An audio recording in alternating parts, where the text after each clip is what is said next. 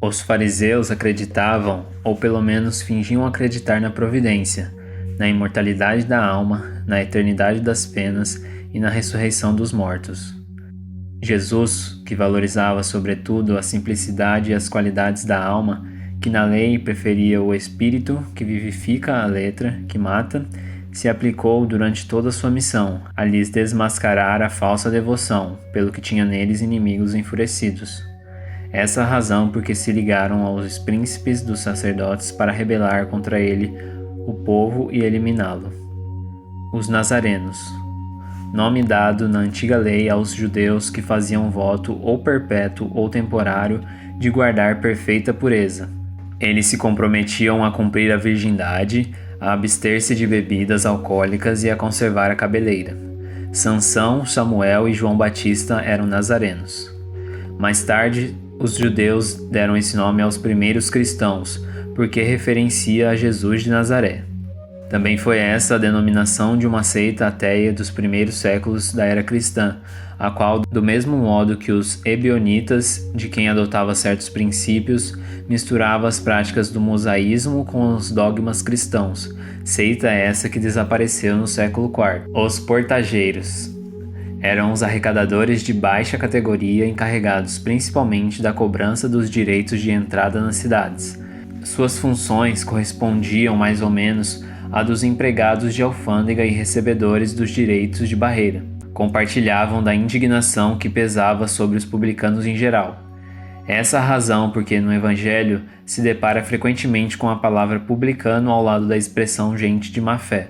Tal qualificação não implicava a de debochados ou vagabundos. Era um termo de desprezo, sinônimo de gente de má companhia, gente indigna de conviver com pessoas distintas. Os publicanos eram assim chamados na antiga Roma os cavaleiros cobradores das taxas públicas, incumbidos da cobrança dos impostos e das rendas de toda espécie, quer em Roma mesma, quer nas outras partes do império.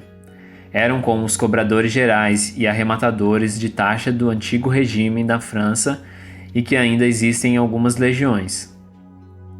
Os riscos a que estavam sujeitos faziam que os olhos se fechassem para as riquezas que muitas vezes adquiriam e que de parte de alguns eram frutos de arrecadações e de lucros escandalosos. O nome de publicano se estendeu mais tarde a todos os que superintendiam os dinheiros públicos e aos agentes subordinados. Hoje, esse termo se emprega em sentido grosseiro para designar os financistas e os agentes pouco solícitos de negócios. Disse por vezes, ambicioso como um publicano, rico como um publicano, com referência a riquezas de má categoria. De toda a dominação romana, o imposto foi os que os judeus mais dificilmente aceitaram e o que mais irritação causou entre eles. Daí nasceram várias revoltas, fazendo-se do caso uma questão religiosa por ser considerada contrária à lei. Constituiu-se mesmo um partido poderoso, a cuja frente se pôs um certo Judá, apelidado o Gaulonita, tendo por princípio o não pagamento do imposto. Os judeus, pois, odiavam a este, e como consequência a todos os que eram encarregados de juntar-se a estes, donde a abominação que votavam aos publicanos de todas as categorias, entre os quais podiam encontrar-se pessoas muito consideráveis, mas que em virtude das suas funções eram desprezadas, assim como os que elas mantinham relações, os quais se viam atingidos pela mesma reprovação. Os judeus de destaque consideravam um comprometimento ter com eles intimidade. Os saduceus, seita judia que se formou por volta do ano 248 a.C. e cujo nome lhe veio de Sadoc, seu fundador. Não acreditavam na imortalidade, nem na ressurreição, nem nos anjos bons e maus. Entretanto, acreditavam em Deus. Nada, porém, esperando após a morte, só o serviam tendo em vista recompensas temporais, ao que, segundo eles, se limitava a providência divina. Assim pensando, tinham a satisfação dos sentidos físicos por objetivo essencial da vida. Quanto às escrituras, atinham-se ao texto da lei antiga, não admitiam a tradição nem interpretações quaisquer. Colocavam as boas obras e a observância pura e simples da lei acima das práticas exteriores do culto. Eram, como se vê, os materialistas, os degustadores e os sensualistas da época.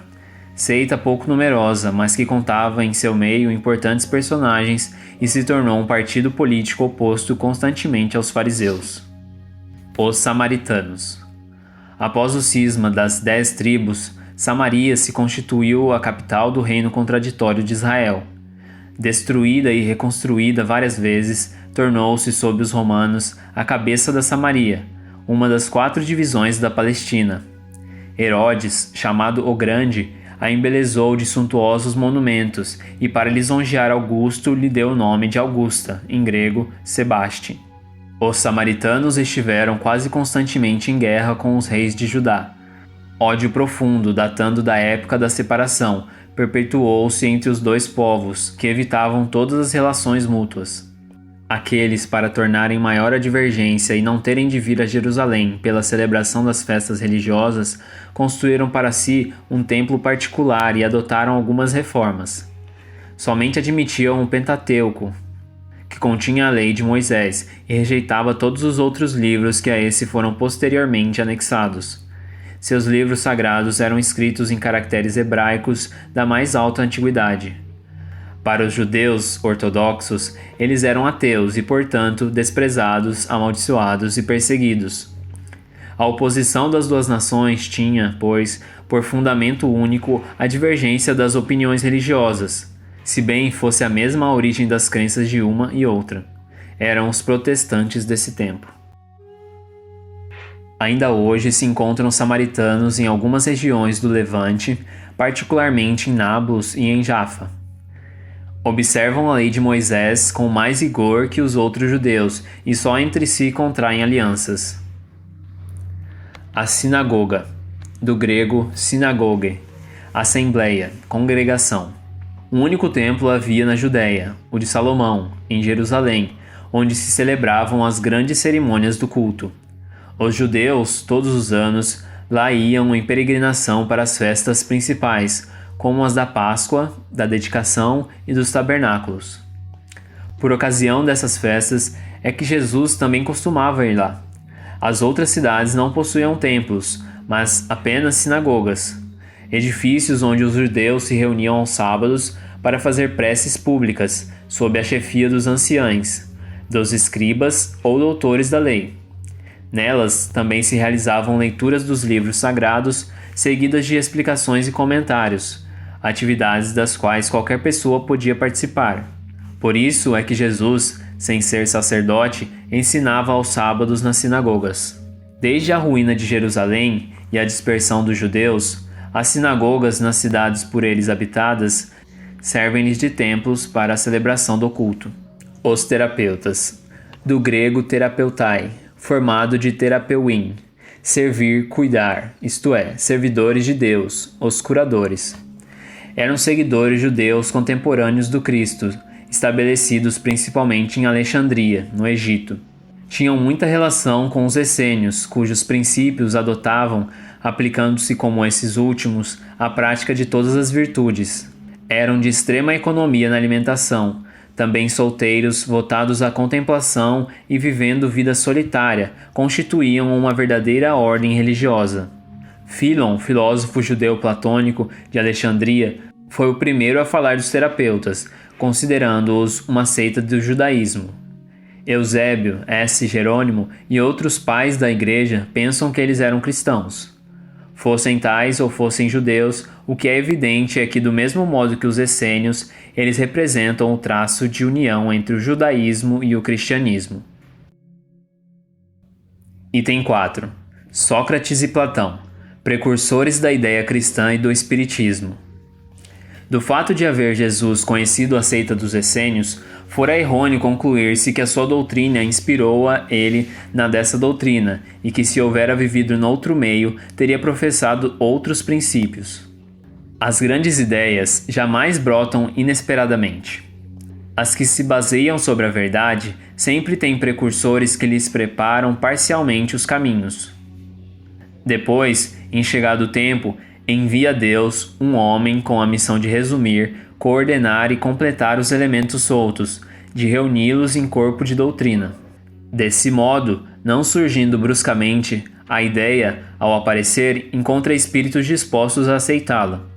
Tal que se deu com a ideia cristã, que foi pressentida muitos séculos antes de Jesus e dos essênios, tendo por principais precursores Sócrates e Platão. Sócrates, como Cristo, nada escreveu, ou pelo menos nenhum escrito deixou. Como Cristo, teve a morte dos criminosos, vítima da intolerância, por haver atacado as crenças que encontrara e colocado a virtude real acima da falsa devoção e da simulação das formas. Por haver, numa palavra, combatido os preconceitos religiosos. Do mesmo modo que Jesus, a quem os fariseus acusavam de estar corrompendo o povo com os ensinamentos que lhe ministrava, também ele foi acusado pelos fariseus do seu tempo, visto que sempre os houve em todas as épocas, por proclamar o dogma da unidade de Deus, da imortalidade da alma e da vida futura. Assim como a doutrina de Jesus, só a conhecemos pelo que escreveram seus discípulos. Da de Sócrates só temos conhecimento pelos escritos de seu discípulo Platão. Julgamos conveniente resumir aqui os pontos de maior relevo para mostrar a concordância deles com os princípios do cristianismo. Você está adquirindo conhecimento com essa leitura? Gostaria de ver mais leituras como esta? Gostaria de nos ajudar? Então nos conte nos comentários como está sendo a sua experiência com o Evangelho. Gratidão. Um oferecimento Espíritos de Luz.